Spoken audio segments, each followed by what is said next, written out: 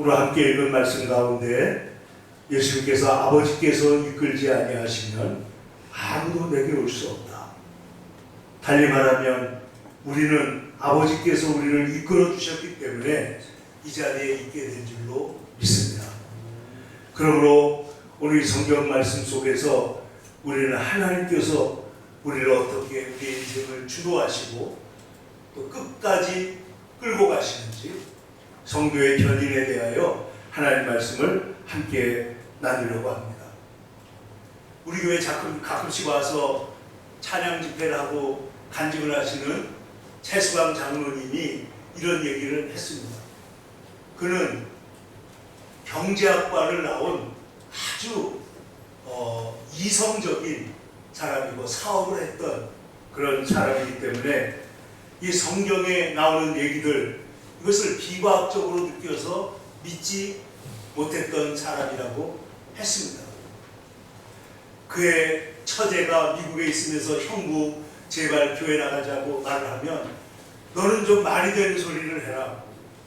2000년 전에 죽었다는 사람이 어떻게 우리를 구원할 수가 있느냐 이렇게 말을 하곤 했던 사람이었습니다.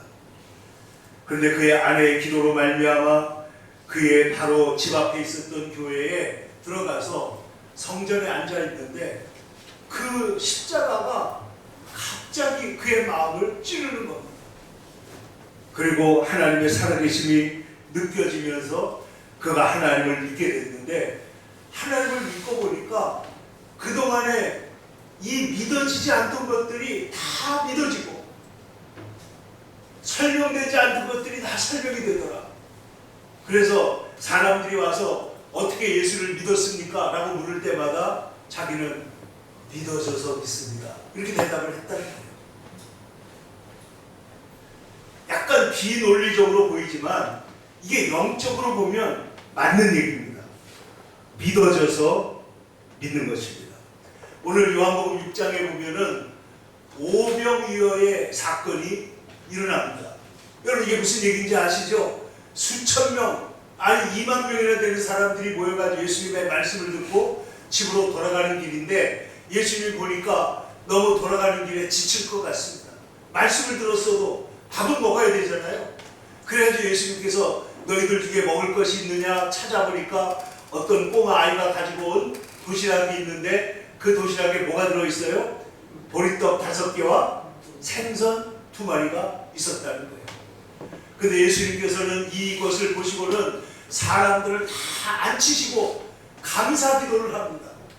만약에 먹이지 못하면 세상에 이런 넌센스가 어디 있겠어요? 그런데 예수님께서 기도를 하시고 나누어 주기를 시작하는데 신기한 일이 일어납니다. 아무리 나눠줘도 계속해서 떡과 물고기가 계속해서 나오는 것입니다. 거기 있는 모든 사람들이 배불리 먹었습니다. 이것을 보고 사람들이 저분을 왕으로 삼아야 되겠다 해가지고 예수님을 왕으로 삼으려고 막 소리들이 일어나니까 예수님께서 그 자리를 피해가지고 어디로 갔어요? 산으로 가셔서 기도하시고 제자들에게는 먼저 갈릴리 바다 저쪽으로 건너가라고 말씀을 했습니다. 그날 밤에 예수님이 기도하시고 바다를 지나서 갈릴리 호수를 지나서 건너편으로 왔을 때 예수님을 왕으로 삼으려고 하는 사람들이 막 몰려와가지고 언제 여기에 오셨습니까? 하고 묻게 된 것입니다. 그런데 예수님께서 이때 이 사람들 보고 뭐라고 말하냐면 너희가 나를 찾는 것은 표적을 본 까닭이 아니라 먹고 배부른 까닭이로다.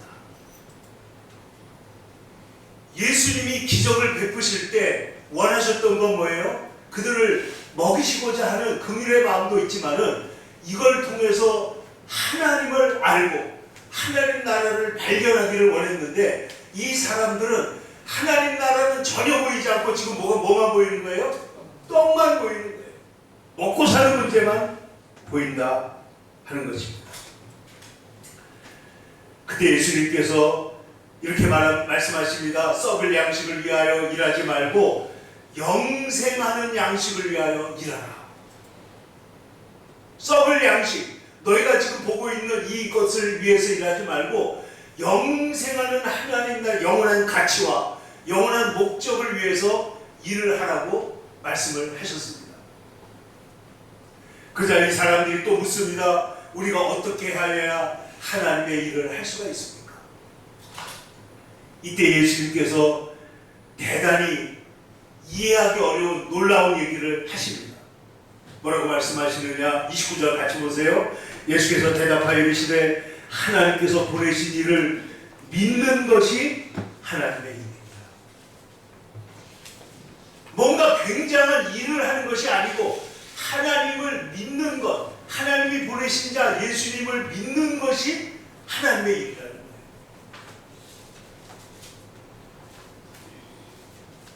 그때 하나님을 믿도록 우리를 이끄는 표적이 무엇입니까? 근데 여러분 이미 표적이 있었어요? 없었어요?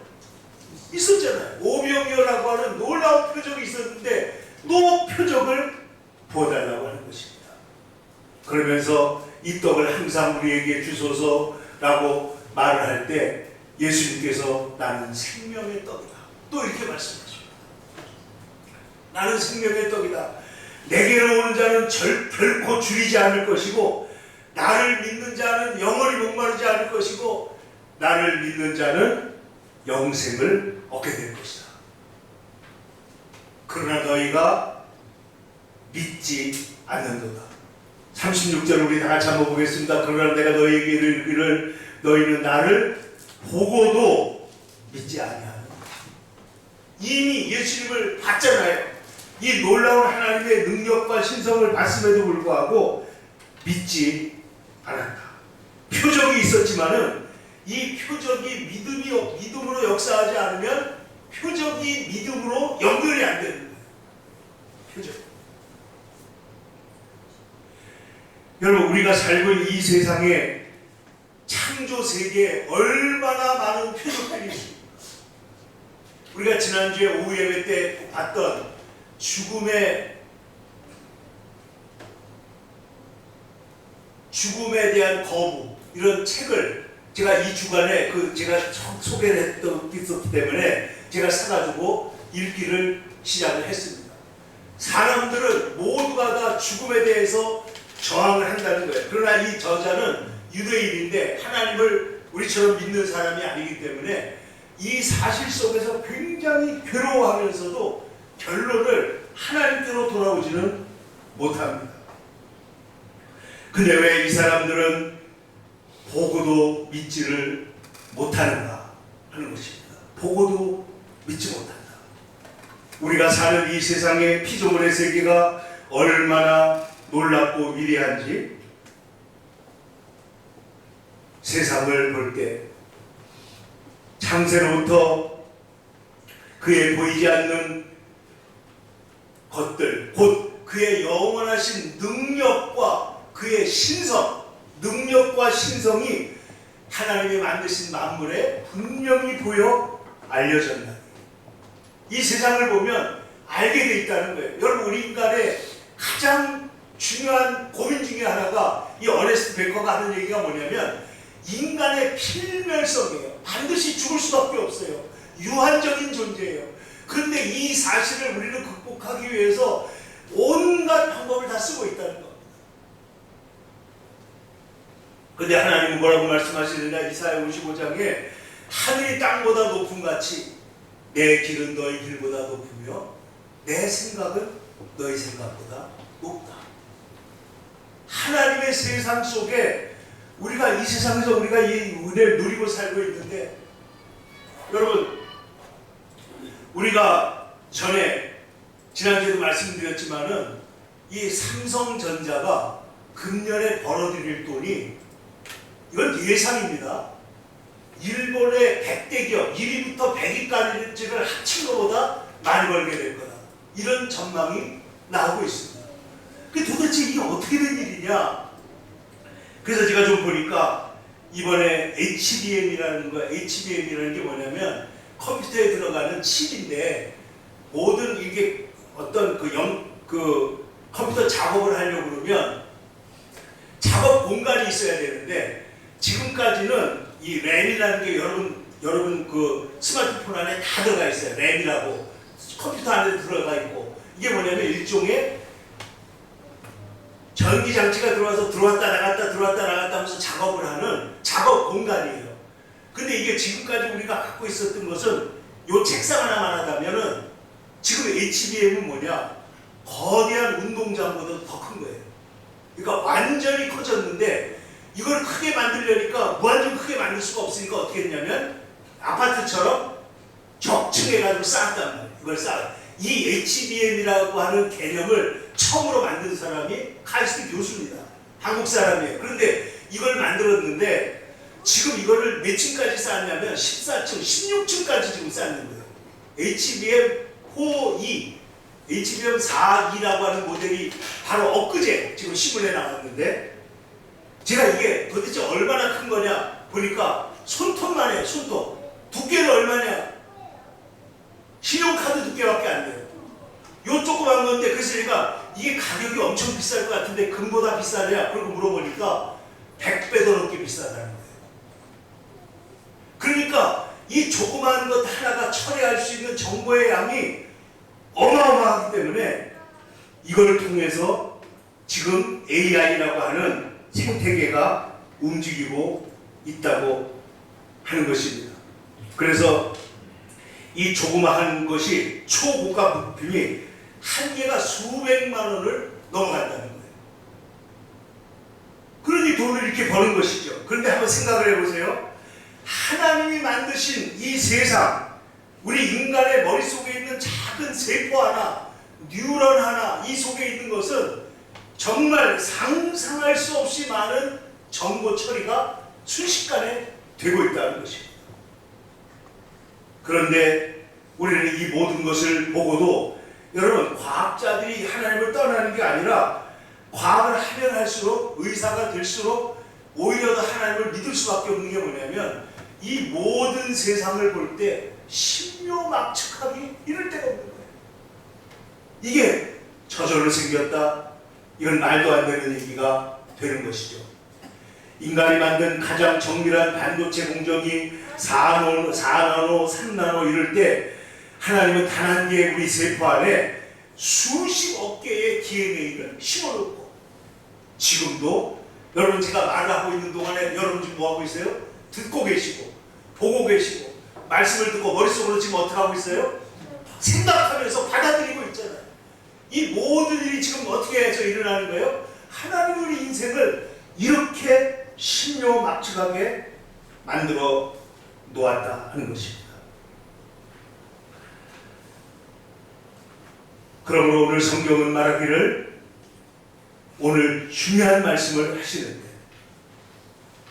36절에서는 너희가 보고도 믿지 않는도다. 그러나 그 반대로 37절입니다.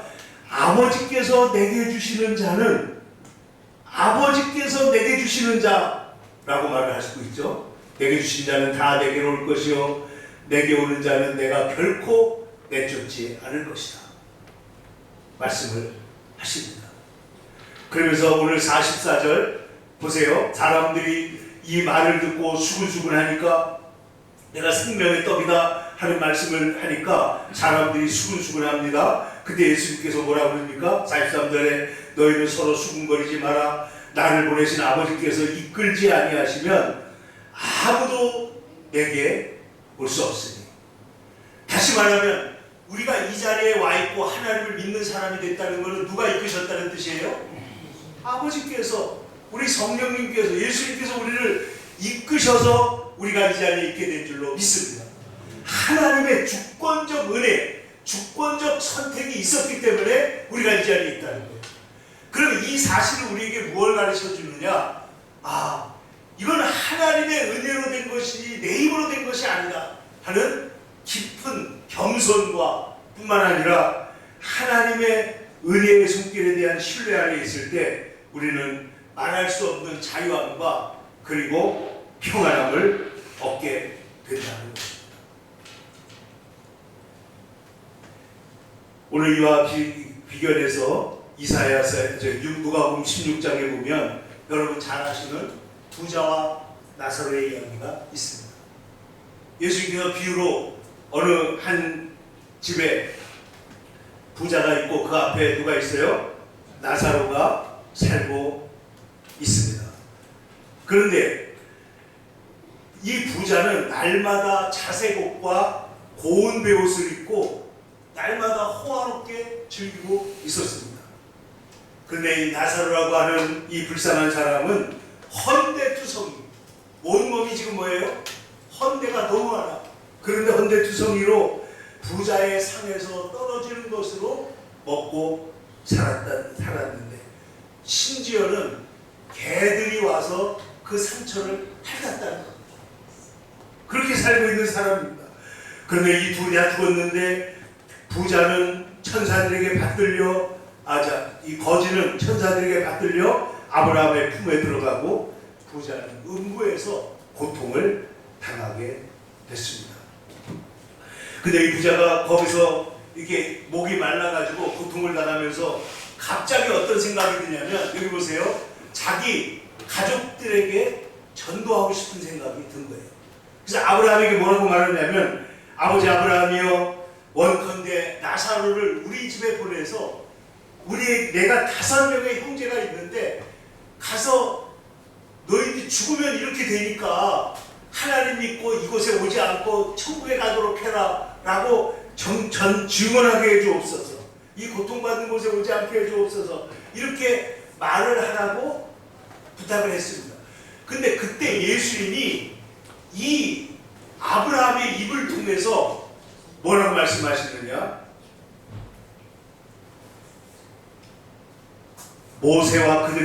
모세와 선지자들이 있으니 그들에게 들을지니라. 오늘날로 말하면 뭐예요?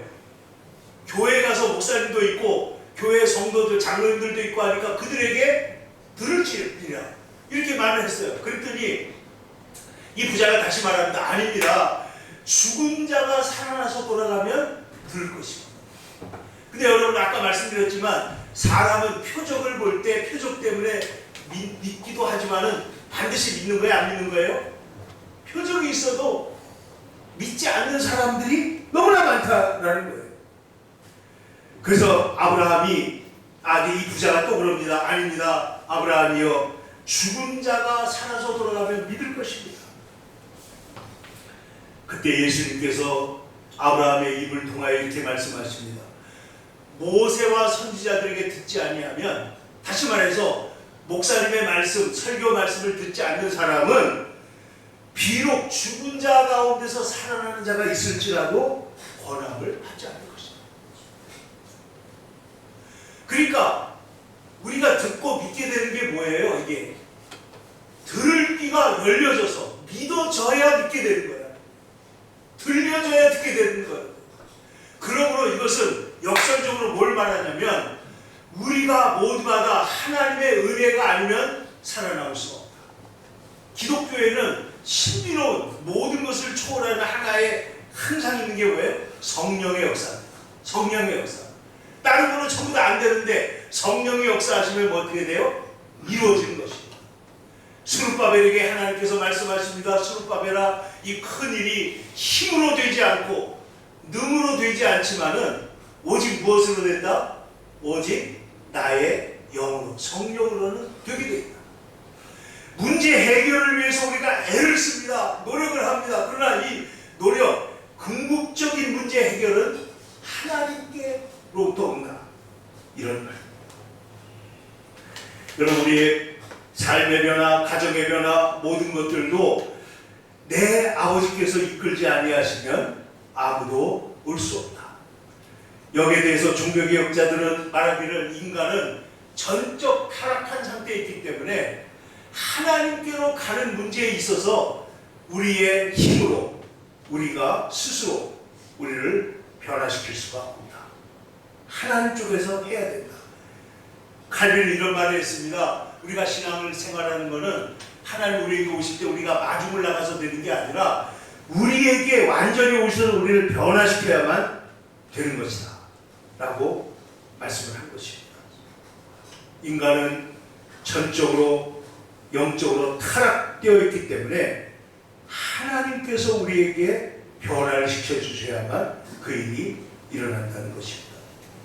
여러분 에스겔서 36장 26절에 또 내가 새 영을 너희 속에 두고 새 마음을 너희에게 주되, 새 영, 새 마음을 우리에게 주셔야 우리의 마음에서 변화가 일어나는 거예요.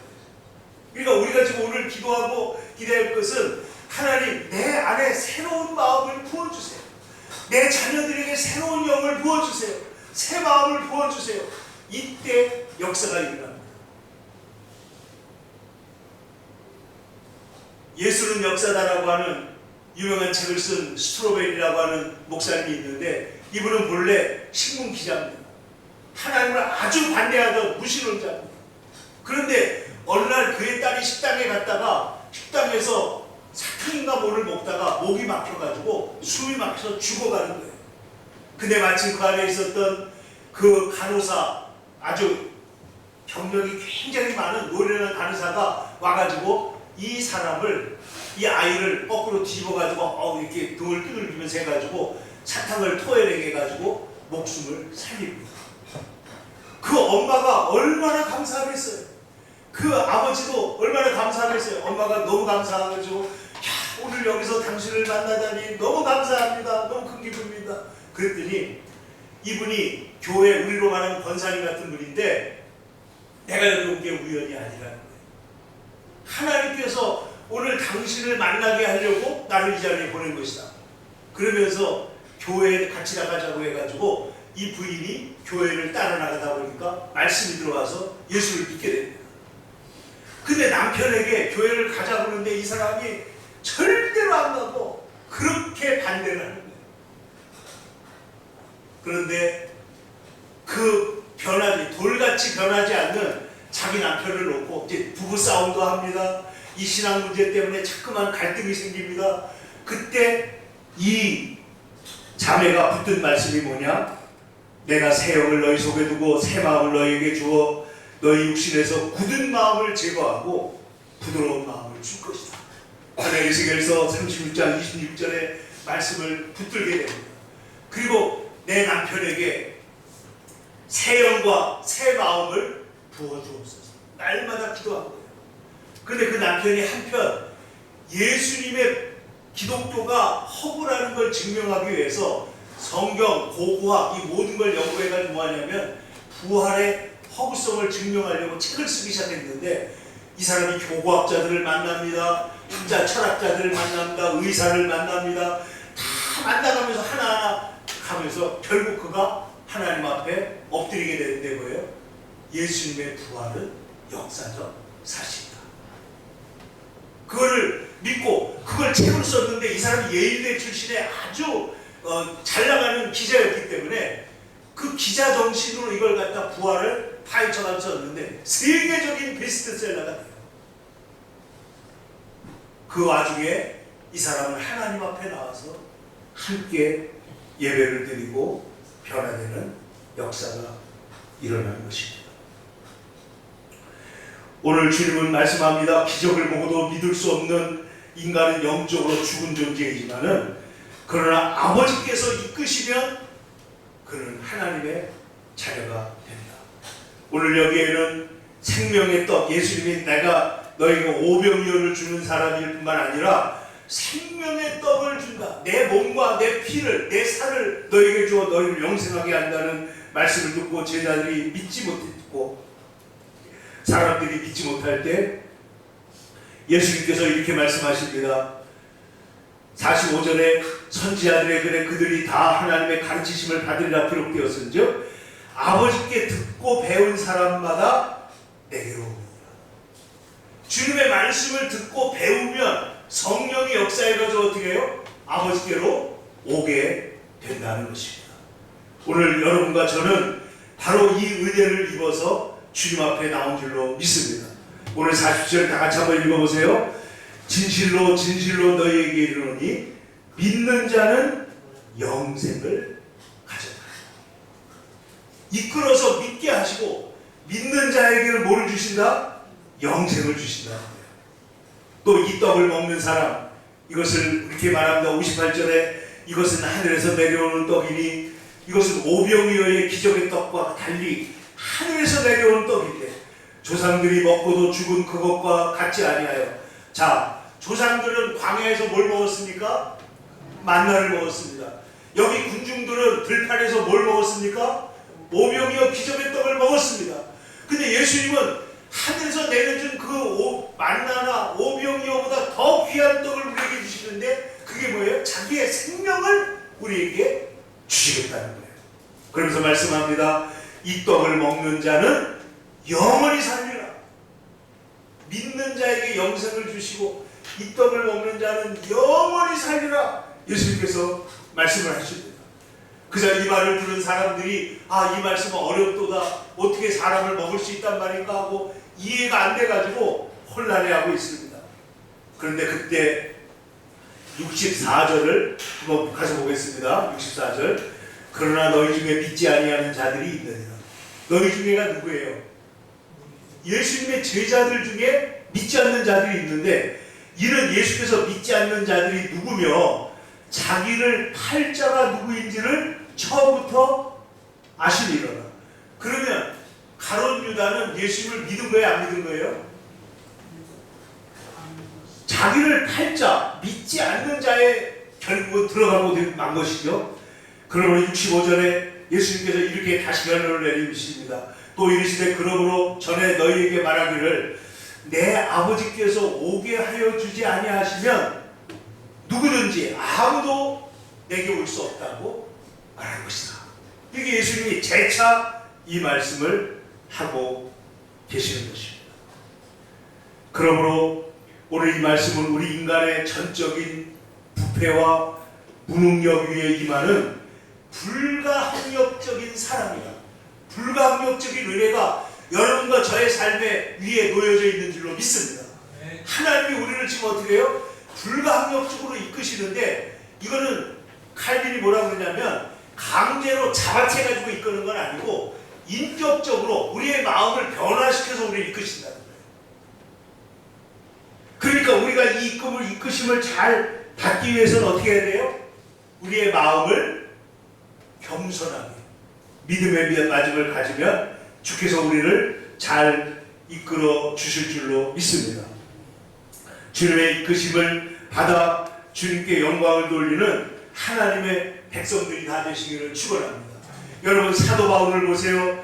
그는 사실 이끄실 때 주님의 말씀 앞에 잘 굴복하는 사람이 안 하는 사람이에요?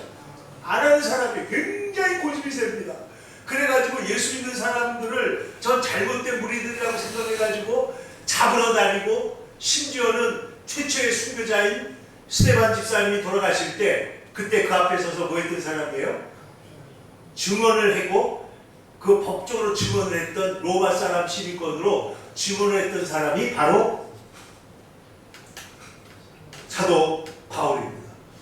그런데 이 살기등등하던 사울에게 하나님께서 예수님께서 임하셔서 그 사울이 가다가 다메섹을 가다가 갑자기 하늘에부터 빛이 그를 둘러 비칩니다.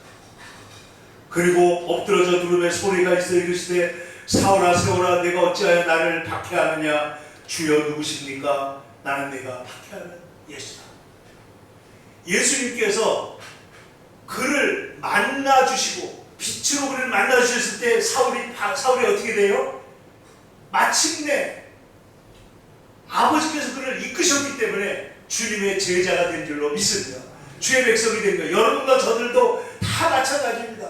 우리의 지성이나 우리의 믿음을 가지고 하나님을 깨달을 수가 없어요. 하나님을 알 수 없어요. 그러나 하나님께서 우리를 이끄셔서 하나님 말씀을 듣게 하시니까 말씀이 깨달아지고 우리 인간이 절대로 이렇게 죄 가운데 살다가 죽는 존재가 아니라 하나님의 은혜로 구원받고 하나님의 은혜로 영원한 생명으로 초대받고 있는 존재들이라는 것을 알고 우리의 삶에 변화가 일어나는 것입니다. 여러분 사도행전에 보면 루디아라고는 하는 사람이 나오는데 루디아는 빌립보 교회를 세운 최초의 여성 성도입니다.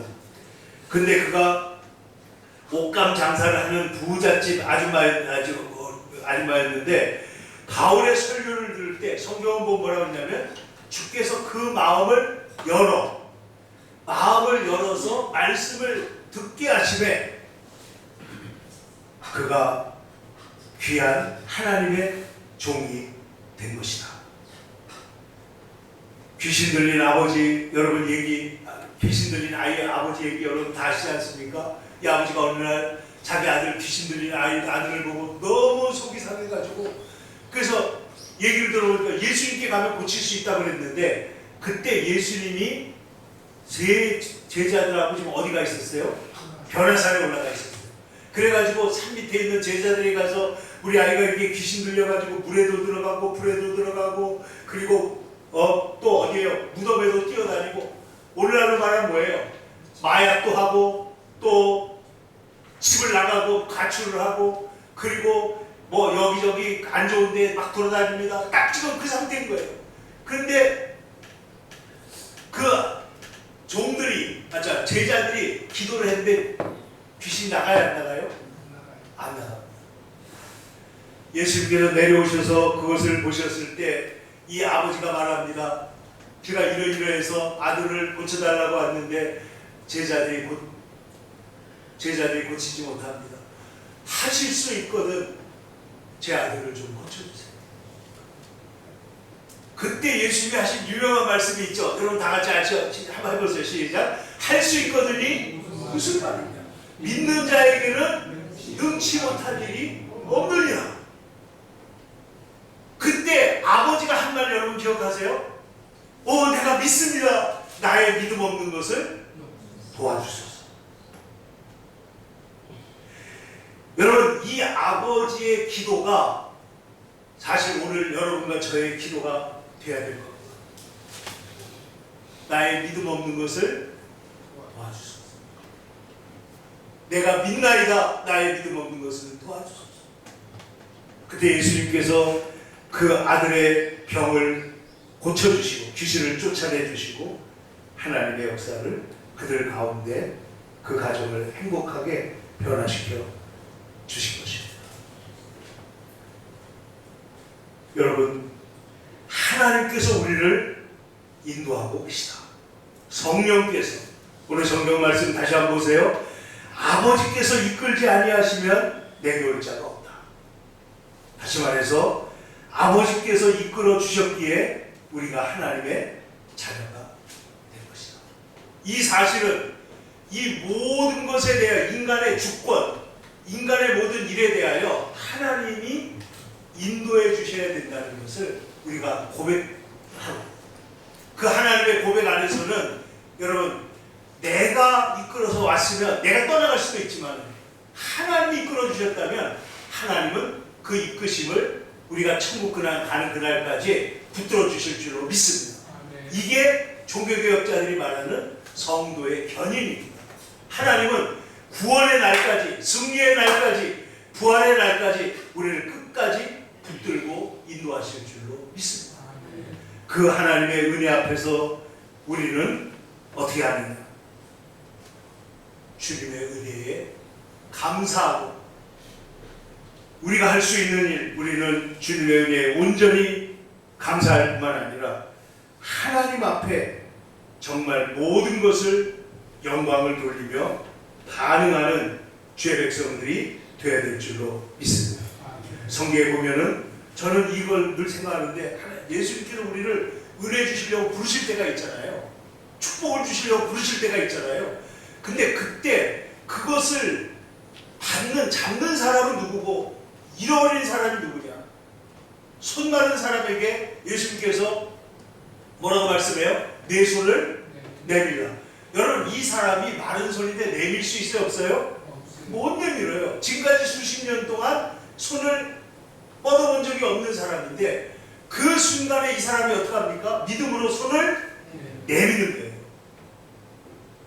믿음은 주님이 말씀하실 때 환경보다 말씀을 믿고 움직이는 것인 줄로 믿습니다. 앉은 맹이에게 내 자리를 뭐라고요? 들고 걸어가라. 앉은 맹이가 일어나기도 어려운데 어떻게 자리를 들고 걸어가요? 그러나 예수님은 네가 지금까지 수십 년 동안 앉아있던 자리를 이제는 들고 일어나서 걸어가라. 완전히 역전시킨 거예요. 그 순간에 이 사람들이 믿음으로 일어납니다. 믿음으로 손을 뻗습니다. 믿음으로 주님의 옷에 손을 댑니다. 주님 앞에 반응합니다. 주님 말씀하실 때 아멘하고 화답합니다. 하나님의 역사가 거기서 나타난 줄로 믿습니다. 그러므로 아버지께서 이끌지 아니하시면 내게 올 수 없다. 그러나 우리는 다 하나님의 말씀의 가르침을 받아서 45절 다시 한번 다 같이 읽겠습니다. 시작.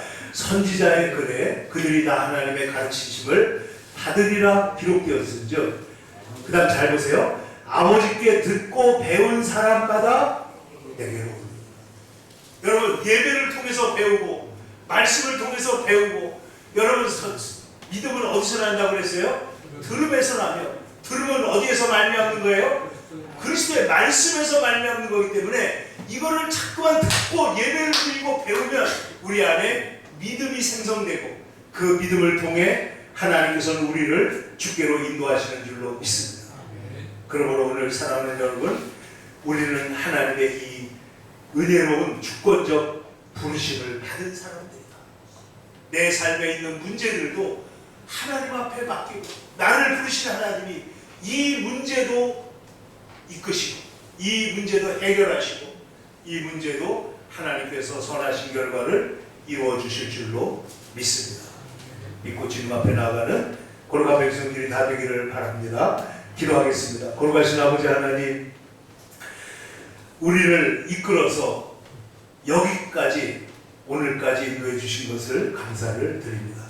우리의 삶에 지금도 많은 어려움과 문제들이 있지만 이 문제들도 주님 앞에 의뢰하고 주님의 이끄심, 주님의 도우심을 경험하게 하여 주시옵소서. 하나님 아버지, 내 입으로 안 되는 문제를 하나님께 온전히 의뢰하면서 주님의 말씀에 순종하고, 주님의 말씀에 반응하고, 주님의 말씀에 참으로 우리가 믿음에 순종을 하는 귀한 역사가 있어서 하나님의 놀라운 역사들이 일어나게 하시고, 우리 주변에 있는 사람들에게도 이 복음의 말씀이 증거되게 하여 주옵소서. 예수님의 이름으로 기도 올려옵나이다. 아멘.